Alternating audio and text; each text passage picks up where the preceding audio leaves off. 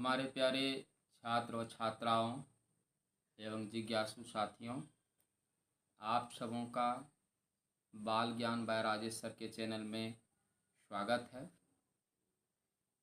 अन्य दिनों के भांति आज भी हम आपको विज्ञान भाग 1 कक्षा 6 की जो पाठ है जंतुओं में गति, प्रश्नों का कड़ी को हम आगे बढ़ाते हुए सबसे पहले हमने पिछले वीडियो में वैकल्पिक प्रश्नों का हमने चयन किया था और उनके बाद खाली जगह को अनिरिक्त स्थान की पूर्ति करें और मिलान मैच और आगे के जो प्रश्नोत्तर हैं इसे लघुत्तरी प्रश्नोत्तर कहते हैं और प्रश्नों की संख्या जो है वह आपके सामने प्रश्न संख्या 5 है और इसमें कुछ प्रश्नों की हम लोग बात करते हैं। अगर यदि इस प्रकार से अपने उत्तर पुस्तिका में अंकित करते हैं तो मेरा पूरा विश्वास है कि आपको परीक्षा में अधिक से अधिक अंक प्राप्त निश्चित ही होगा। हम लोग आते हैं बिना समय को गवाते हुए। प्रश्न क में है, कुंदक खल्लिका संधि क्या है? कंदुक खल्लिका संधि क्या है? कंदुक खल्लिका संधि हमने आपके वर्ग कक्ष में भी आप सबों से बता चुका है, लेकिन यहाँ पर लिखने की बात है तो हम आपको लिखने में परेशानी नहीं हो इसलिए इन वीडियो को शूट कर रहा हूँ। उत्तर है, शरीर का वह अंग जहाँ पर मुड़ता है उस हिस्से को संधि या जोड़ कहते हैं। अस्थियों की संधियाँ अनेक प्रकार की होती है। प्यारे छात्रों, हमारे शरीर में अनेक अस्थियां हैं, अनेक प्रकार के जोड़ भी हैं, लेकिन उनके अनेक प्रकार होते हैं। यह उस संधि की प्रकृति एवं गति की दिशा पर निर्भर करता है कि यह कौन सा संधि है। कंधे की हड्डी और हाथ की हड्डी के जोड़ों को कंदुक खल्लिका संधि कहते हैं। प्यारे बच्चों, जो आपका कंधा है और हाथ है, इन जोड़ों की अगर यदि बात कहा जाए तो इन जोड़ों को हम लोग कंदुक खल्लिका संधि कहते हैं। इसे बॉल एवं सॉकेट ज्वाइंट भी कहते हैं।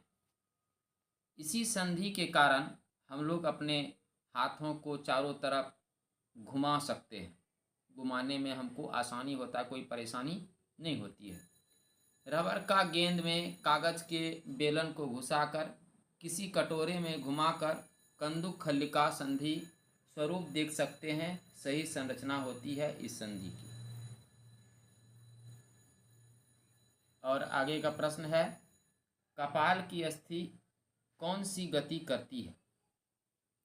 उत्तर है, खोपड़ी अर्थात कपाल कई अस्थियों के जुड़ने से बनी होती है। ये आपका खोपड़ी और कपाल जो है इनके बीच जो है बहुत प्रकार के जोड़ होते हैं, तब ये हमारा पूरा जो है ढांचा तैयार होता है। तो खोपड़ी के अंदर मस्तिष्क जो है सुरक्षित रहता है। खोपड़ी अंदर से खोखली होती है। ये अस्थियां इन संधियों पर हिल नहीं सकती। ऐसी संधि को अचल संधि, अचल मतलब होता अडिग, उसे हम लोग गति प्रदान नहीं कर सकते हैं, उसे अचल संधि कहते हैं। ऊपरी जबड़े एवं खोपड़ी अर्थात कपाल के मध्य अचल संधि होती है। आगे के प्रश्न हम लोग बढ़ते हैं। प्रश्न संख्या ग में, कि हमारी कोहनी पीछे की ओर क्यों नहीं मुड़ सकती? ये जो कोहनी है ये तो हम लोग आगे मोड़ सकते हैं, लेकिन पीछे क्यों नहीं मुड़ पाते हैं? इसका सही उत्तर है, हमारी कोहनी में कब्जा संधि, जिसको हम लोग हिंज ज्वाइंट के नाम से भी जाना जाता है।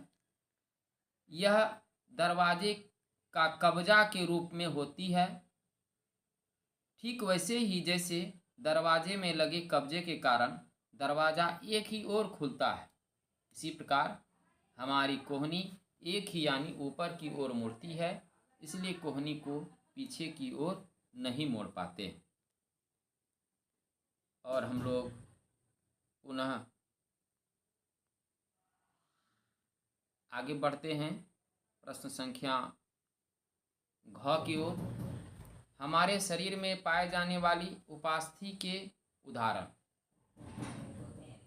अस्थि के तरह कठोर न हो बल्कि लचीले होते हैं, उसे उपास्थि कहते हैं। हमारी जो शरीर है इसके अंदर बहुत सारे अस्थियां हैं जिसको हम लोग हड्डी भी बोलते हैं। कुछ हड्डियां लचीली होती है तो कुछ कठोर होते हैं, जो कि सॉफ्ट जिसको हम लोग कहते हैं लचीली, और कुछ हार्ड होता है।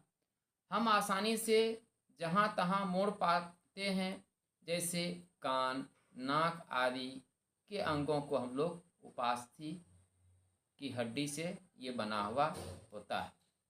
आपको प्रश्न भी पूछा जाता है परीक्षा में कि अपने शरीर के अंदर एक ऐसे अंगों का नाम बताइए जो उपास्थि से निर्मित हो। इसका सही उत्तर होगा कान, जिसको हम लोग एस्टेपी भी बोलते हैं। प्यारे साथियों, हम प्रश्नों की कड़ी यहीं समाप्त करते हैं, क्योंकि आपका ये पाठ का पूरा समापन हो गया।